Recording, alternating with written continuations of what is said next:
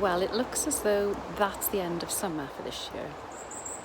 But does it mean the end of camping until next year? No, definitely not. And here's why. We've actually had some really amazing trips in the Bongo in the autumn and the winter. In fact, 2 years ago, we spent a couple of days before Christmas in central London. We used the caravan and camping club site at Crystal Palace, which I would recommend because it is so convenient. We parked up and I think we got there on the 21st of December. We had electric hookup on that occasion, which was really cosy because it meant we could plug in our oil-filled radiator. But we were able to walk literally across the road from the campsite to catch the bus, which ran 24/7 into central London. And it was a really cold, frosty night, but we had a brilliant time. And we've also done November hikes in mid Wales, and we have spent the night in the van with Teddy the night before the walk and the night after. We'd walked sort of 20 miles, so we were all very muddy, very tired, but we managed to have a really good night's sleep in the van. And this was in the days before we had any conversion and no heating other than Teddy, basically. And we had a little portable gas stove that we made our coffee on in the morning, and then we went to the pub for a nice cooked breakfast in the mornings. But we literally just parked in a car park on that occasion. But we had a lovely trip, and again, as I said, there was snow on the ground. It was really cold, but we enjoyed it. And in fact, we went back again to the same place, and we spent New Year's Eve in the van, and we've spent another New Year's Eve in Portainan down on the Gower. Again, we had a hookup on that occasion, so it was very warm. But yeah, we don't let the winter, bad weather, rain or anything else stop our Bongo adventures. And essentially, there are many charms for out of season camping. For example, the campsites are usually quieter, and I think we've all had the effects of overbooked, really busy campsites this year above all others, haven't we? But they're also less expensive out of season. Now, admittedly, a lot of campsites close down at the end of October, but there are quite a lot that do open, usually the ones that have hard standing so you don't get stuck in the mud. And if you are a member of any of the big camping or caravan clubs, there'll be a lot of their sites that they keep open all year round. And then you have the full advantage of using hookup to use your heaters to keep the vans nice and cosy. So will I be mothballing my van for the winter? No, it's my only drive anyway, so I'll be driving it, but I will definitely be camping this winter. And I think from my past experience with camping in the autumn and winter, I think there's three considerations that make camping a little bit different than in the summer days. Number one, dark nights. You've got a lot less daylight available, which means you really need your van to be well lit. Now, in the early days of having a Bongo, I used to have a lot of battery operated lights and fairy lights, but I found that very often I will accidentally leave them on, the batteries will run out, or they'll go all of that horrible sort of miserable yellow looking, and before you know it, you're spending a fortune on batteries. So my new rule is any lights I have to be rechargeable on the leisure battery. So this one was just under £20, and I've been using it in the summer as well. It's, as I said, rechargeable, comes with its own little cable, but you can touch it and it's got 3 levels of brightness, from dim, a little bit brighter, to really bright. I'm not sure if my camera is adjusting for that lightness. And being, obviously, you can move this anywhere you want around the van, for reading or just a bit of ambience. And the other thing is, if you press and hold, yeah, bit of a red light effect there, but it's colour changing, and you can sort of pause it on one of these colours and leave it, but it's quite nice if you want to show off on the campsite. But yes, that is one of my lights, and I will put a link in the description if you fancy getting one yourself. Now, this one is a very recent purchase, again from Amazon. It was under £7, and the amazing thing was, I think I ordered it on Saturday, and I ordered it sort of 9, 10 o'clock in the morning, and it came the same day. It was with me that evening. And it's this little thing. It comes again with its own little USB charger, and it's on a clip. I thought this would be useful for reading, really, but it does, you can clip it sort of in various places around the van, and then it's got this flexible light that you can sort of use to sort of task lighting. And again, you touch it and it's got three, oh, that switched it off, three different lightings, and it's quite nice for reading because it doesn't have any glare with it at all. So I haven't had it long enough to test it in the van as yet, but I've been using it in the house with my Kindle. And another purchase from Amazon. These, again, they are rechargeable and they charge up quite quickly, a couple of hours on the leisure battery. They come with these, so the metal strip fastens wherever you want it, and then these attach to that little magnetic strip like that, so you can move them around.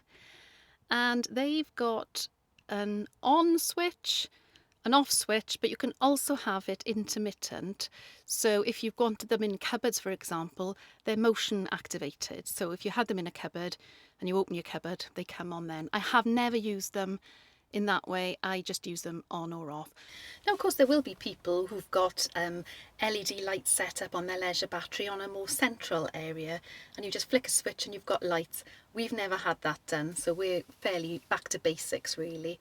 And of course, the alternative is once it gets dark in the winter, well, have your food, have a drink, and go to bed early.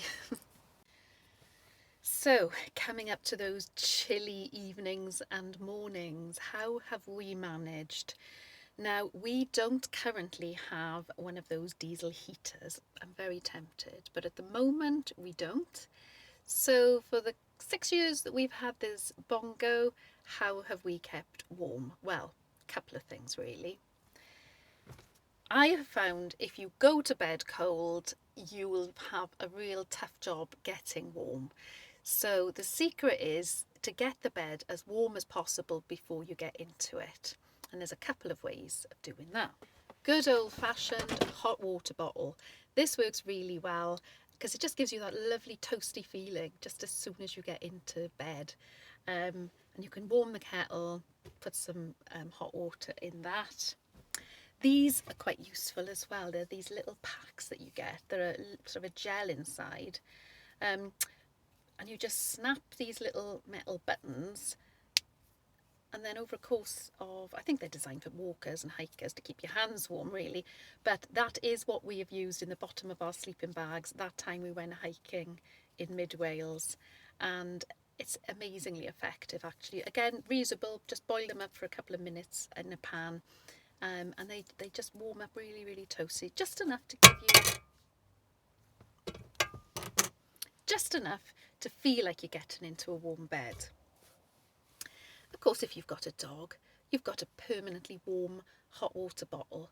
And I must admit, if I've been in the van on my own on a cold night, Teddy's absolutely called into warming my bed, and she is really, and she gets cold as well, so she likes to snuggle up. And I'm going to mention these because over lockdown you might have seen me making roof blinds for the van out of old picnic blankets, and for the years we've had this Bongo, we've always had make-do blinds, ones that we've just sort of cobbled together ourselves. But this year I've gone and bought some, again from Amazon. I'm sorry to keep talking about Amazon. It's where I find things most conveniently these days. Thermal blinds. Now they're specifically for a Mazda Bongo, and it was about £60 for them, or 60 something pounds. But you get a blind for the back window, the driver's side and the passengers, and the windscreen, and obviously you've probably got blinds on the back windows anyway. And I've always thought they're really expensive, and is there any point in having them? But we used these when we went away to Mid Wales a few weeks ago, and we used them with the black material because they're two-sided, so you get the black side and the silver side, and we used them in Mid Wales for more for stealth, so that people couldn't see into the van and they just saw sort of a black window. It didn't look as obvious as having the silver outside. But come the winter, they're thermal blinds, so they are designed to sort of stop the cold air coming through the glass. And because they are made to fit the van, they're just so neat. Now, the hot water bottle, the dog, and those little hand warmers are if you're off grid and if you're parked up somewhere and you have no hookup. Obviously, if you go to a campsite that's got hookup, then what we will normally use is an oil filled radiator. We do have one of those ceramic fans as well. I think we bought that in Lidl or Aldi. And that's brilliant. You can just switch that on, and it takes the heat, the colds. It sort of warms the van up really, really quickly. The only trouble with it, it is a little bit noisy. Whereas the oil fill radiator, it sort of clicks on and off every now and again, but it's generally very quiet. And we've used that, and we've left it on quite low all night, and we've put it sort of towards the front of the van. And yeah, the Bongo is quite a small space, so it doesn't take long to warm up, but you can be really toasty on a site if you've got the oil fill radiator. So we've tried a few different duvets for the bed in the winter, and the best way we have found of keeping warm is by using a sleeping bag. So this one is a double, and it's a comfort rating of 9 degrees, so it's not particularly for very cold weather. And because it's a double, if I'm using this on my own, because you've got air pockets inside, it's not the best way of keeping warm. So for solo trips, I'm going to invest in a much warmer sleeping bag. And then obviously you wear your hats and your thermals if needs be, which is what we did up in that trip to the snowy trip that we did in Mid Wales. But definitely invest in some warm duvets. You can get those sort of down blankets as well that the sort of extreme campers use over the winter. So I'm sure those would be really toasty as well. And then the final thing is, what do you do to stop getting bored in the winter? Now, I have to be honest, I like my own company, so I rarely get bored. The problem in the winter is the usual things that I like to do in the summer, such as reading and knitting, um, is the lack of light. But we've covered light already, so I'm hoping that this year, with these LED lights and different sort of the clip lights moving around the van, that I'll be able to do knitting and crochet and reading more easily in the dark nights. But of course, you've got things like board games and card games. I'm not really a big card game player, but these have lived in the van forever. So, I suppose if I was desperate, I would play games.